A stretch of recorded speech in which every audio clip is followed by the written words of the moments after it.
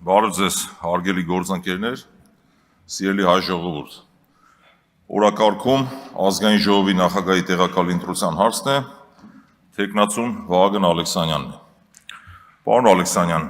ես ձեզ չեմ ճանաչում, ֆիզիկապես առաջին անգամ տեսել եմ այս դահլիճում օգոստոսի 2-ին, եւ ընդհանրապես մարդուն ճանաչելու համար կարծում եմ բավարար է տվյալ մարդու արտաբերած մեկ նախադասությունը, տվյալ մարդու մեկ ժեստը, դա ընդհանրապես բոլոր մարդկանց է վերաբերում, կարծում եմ, ոչ միայն ձեզ, եւ դուք հավակնում եք ստանձնել բարձր պաշտոն, պատասխանատու պաշտոն, ինչը ենթադրում է որոշակի հատկանիշներ։ Ես դրանցից ամենագլխավորները թերևս կառանձնացնեի, օրինակ, խոսքի արժեքի գիտակցումը, պատասխանատվության զգացումը, երբ ասենք մարդը արտաբերում է խոսք, հետագայում դրա համար պատասխան տալու այդ գիտակցումը եւ այլն, եւ մի շարք այլ հատկություններ։ Պարոն Ալեքսանյան, ես ծնվել եմ 1980 թվականին։ Երբ ես ծնվել եմ, Խորհրդային Միության ղեկավար այն ժամանակ Լեոնիդ Բրեժնևն է եղել։ Այնուհետև, երբ 5-6 տարեկան էի, Միխայիլ Սերգեյևիչ Գորբաչովը։ Եվ ես այդ ժամանակվա սոցիալ-տնտեսական, սոցիալ-քաղաքական վիճակի մասին լսել եմ իմ ծնողներից, որովհետև երեխա եմ եղել, չեմ տեսել իմ աչքով, ավելի շուտ գիտակցությունս չի ներել, որ կարողանամ ինչ-որ վերլուծություններ անեմ շատ լուրջ, եւ պատկերացում ունեմ այնքանով, որքանով Մալենկովի կամ, ասենք, Խրուշովի ժամանակներից։ Եվ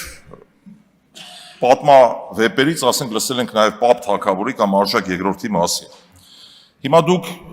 եւ ընդհանրապես, երբ որ ինչ-որ վերլուծություններ եմ անում եւ իմ աշխարհայացքն եմ ունեցել սեփական, սովորաբար աշխատում եմ կարծիք հայտնել այն ժամանակահատվածի վերաբերյալ եւ եղել եմ չափահաս 1998 թվականին։ Երեք լսում էի ձեր կենսագրությունը, դուք ծնվել եք 1993 թվականին, չափահաս եք եղել 2011 թվականին, եւ եթե չեմ սխալվում, չեմ հիշում որ խոսքի ժամանակ ասացիք 90-ականների սերունդ եմ, իմ աչքով եմ տեսել, մտնում էինք ինչ-որ սրճարան ընկերուհուս հետ, հաստավի զախրանիկներ էին նստած եւ այլն, էական չի հիմա կարող բառացի չկարողանամ ցիտել ձեր ասածը, բովանդակային առումով ես հասկացա, որ դուք 90-ականների սերունդ եք եւ ունեք ձևավորված սեփական կարծիք։ Առհասարակ լավ չի նայվում մեղմ ասած, օրինակ երբ մարդ եղել ասենք 8 տարեկան կարծիք հայտում Լևոն Տեր-Պետրոսյանի մասին, Ռոբերտ Քոչարյանի մասին, Սերժ Սարգսյանի մասին, նաև ասենք այսօրվա 4 տարեկան երեխան, եթե ասենք 15 տարի հետո կարծիք հայտնի Նիկոլ Փաշինյանի մասին, մեղմ ասած տարօրինակ կթվա։ Հիմա ճիշտ եմ հասկանում, պարոն Ալեքսանյան, որ դուք 3-4 տարեկանում մտել եք սրճարան, ինչ որ հաստավի զախրանիկներ են եղել եւ սեփական պատկերացում եք ձևավորել։ Ինչևէ, անցնեմ առաջ, սա իմ մոտ կարծիք է ձևավորում ձեր մասին որոշակի եւ հետեւաբար հաստատվում է այն միտքը, դուք նաև հնչեցրեցիք, որ ուրեմն ընտրակաշառք եք բաժանել։ Խնդրում եմ ձեր խոսքերի մեջ ուշադիր եղեք։ Ես թիմային մարդ եմ եւ թիմի անդամ եմ, ես եւ իմ թիմը ընտրակաշառք չենք բաժանել։ Նույն հաջողությամբ կարող եմ ասել, դուք մարդասպան եք։ Իհարկե չեմ ասի նման բան, քանի որ փաստեր չունեմ, չգիտեմ։ Եվ եթե իշխանական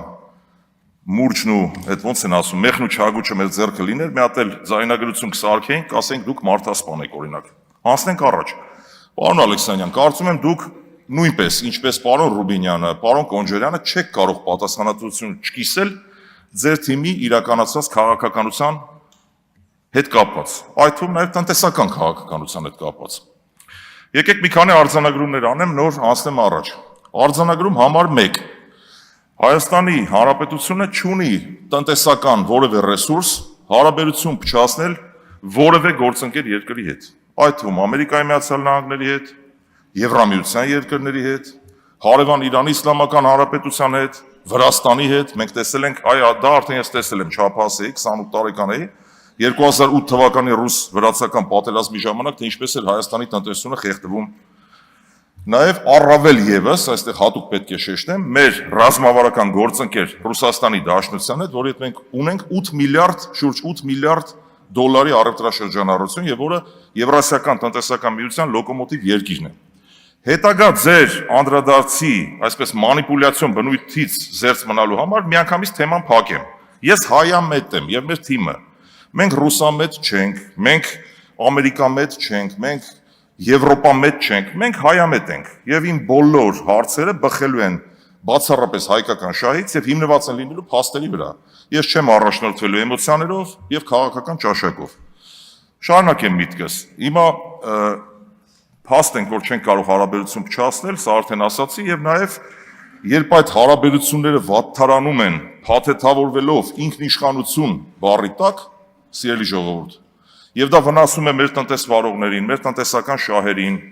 եւ նաեւ կա կոլապսի վտանգ, հետագայում այդ ինքնիշխանություն բառը ինքնաբերաբար դուրս է գալիս եւ տակը մնում է հակահայկական քաղաքականությունը։ Սա է փաստ ենք։ Երկրորդ արձանագրումը ձեր հիմնական կարգախոսն է տեր կանգնիր խաղաղությանը։ Կարծում եմ, որ խաղաղության հիմնական բաղադրիչներից մեկը, ինչքան էլ մեր պատկերացումները տարբերվեն խաղաղության վերաբերյալ, ինչևէ, խաղաղության հիմնական բաղադրիչներից մեկը դա նաև տնտեսական խաղաղությունն է։ Եվ նաև դուք պետք է տեր կանգնեք տնտեսական խաղաղությանը։ Եվ որպեսզի տեր կանգնեք տնտեսական խաղաղությանը, առնվազն չպետք է իրականացնեք այնպիսի քայլեր, այնպիսի քաղաքականություն, որը կվնասի մեր տնտեսվարողներին կամ մեր ներդրումային միջավայրին ընդհանրապես։ Հիմա ցավոք սրտի մենք չունենք այդ տնտեսական խաղաղությունը։ Մի կողմ թողնելով այդ սեփականության իրավունքի ոտնահարումը, որ դա խաթարել է մեր խաղաղությունը տնտեսական, ես ուզում եմ այլ թեմայի անդրադառնալ։ Շուրջ 2-3 ամիս է մեր հայ տնտեսվարողները, ձկնաբույսները, կատնամթերք արտադրողները, յուղատնտեսները փակուղային իրավիճակի առջև են հայտնվել ձեր վարած քաղաքականության արդյունքում։ Ինչու եմ ասում ձեր վարած քաղաքականության արդյունքում, դուք կարող եք ասել ռուսը այսպես, ռուսը այնպես, ես չեմ արդարացնում իդեպ, մեծ սիրով, եթե ունենայի այդ հնարավորությունը, կխնդրեի, որ այդ հարցը լուծվեր, բայց ցավոք չունեմ այդ հնարավորությունը կամ փորձում ենք ամեն ինչ անել, մեր քաղաքական ղեկավարը իդեպ փորձում է ամեն ինչ անել, որ այդ խնդիրը լուծվի։ Սա ես չեմ չարախնդում բացարձակ, որ մենք ունենք այդ վիճակը, բայց այդ վիճակին մենք հասել ենք ձեր վարած քաղաքականության պատճառով։ Ինչը տեղի ունեցել, մի քանի փաստ եմ ուզում արձանագրել։ Նաև մենք ԵԱՏՄ-ից դուրս գալու վտանգի առաջ ենք կանգնած։ Ամբողջ քարոզարշավի ընթացքում իրականացրել եք հակառուսական թեզերի վրա հիմնված քարոզարշավ, ունեք լեգիտիմության խնդիր, գիշերը ժամը 2-ին դադարեցրել եք ընտրությունը, 60,000 ձայն փոշիացրել եք եւ հետեւաբար պետք չի զարմանալ, որ Ռուսաստանի իշխանությունները չեն շնորհավորում Հայաստանի վարչապետին։ Խոսում եք ինքնիշխանությունից, բա որ այդքան ինքնիշխան եք, ինչի համար է Հայաստանի վարչապետը նախաձեռնել հանդիպել Միշուստինի հետ, արդյունքի չի հասել։ Հանդիպել հեռախոսազրույց ունեցել Պուտինի հետ, արդյունքի չի հասել։ Հիմա նախկինում ասում էիք ինչքանով ԵԱՏՄ-ն է մեզ պետք, այդքանով մենք ենք ԵԱՏՄ-ին պետք։ Փաստորեն այդ թեզն էլ չաշխատեց եւ հնարավոր չի խնդիրը լուծել։ Սիրելի ժողովուրդ, խոսքս ուղղում եմ ձեզ, այո, քաղաքացիական պայմանագիր կուսակցության, այս խմբակցության իշխանությունների իշխող ուժի կողմից վարած ոչ հեռատես քաղաքականության արդյունքում դուք հայտնվել եք այս վիճակում, անելանելի վիճակում։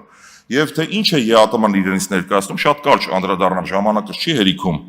ԵԱՏՄ-ն դա մի կառույց է, որը մեզ հնարավորություն է տվել շուրջ 8 միլիարդ դոլարի ապրանքաշրջանառություն իրականացնել առանց մաքսային վճարների, առանց մաքսազերծման։ Սրան գումարած Իրանի Իսլամական Հանրապետության հետ 2025 թվականի մայիսի 15-ին մենք ունենք կնքված ազատ առևտրի համաձայնագիր։ Եվ երբ որ սրան գումարում ենք 700 միլիոն դոլարի ներմուծումը, Իրանի Իսլամական Հանրապետության հետ մենք ձգտում ենք ունենալ շուրջ 1 միլիարդ դոլարի առևտրաշրջանառություն։ Մենք նաև հարվածի տակ ենք դնում Իրանի հետ առևտրաշրջանառությունը։ Եվ ոչ թե դուք ինչքան էլ խոսեք դեպի Եվրոպա գնալու մասին, առայժմ մենք չունենք այդ հնարավորությունները, որ կարողանանք ամբողջ այդ արտահանման ծավալը փոխարինել Եվրոպայով։ Ինչքան էլ ուզում եք ասեք դիվերսիֆիկացիա եւ այլն, դուք չեք որևէ գործում քայլ իրականացրել, որը միտված կլինի դիվերսիֆիկացիայի կայացմանը։ Եվ հետեւաբար անել այնպիսի քայլեր, անունը դնել ինքնիշխանություն, մեզ ասել ռուսամետ, Հայաստանը տանել մի ճանապարհը, որ մենք հայտնվում ենք փակուղու մեջ, սա ոչ այլ ինչ է, քան հակահայկական քաղաքականություն։ Մեր տնտեսվարողներին կոլապսի ենթարկելու քաղաքականություն։ Եվ ընդհանրապես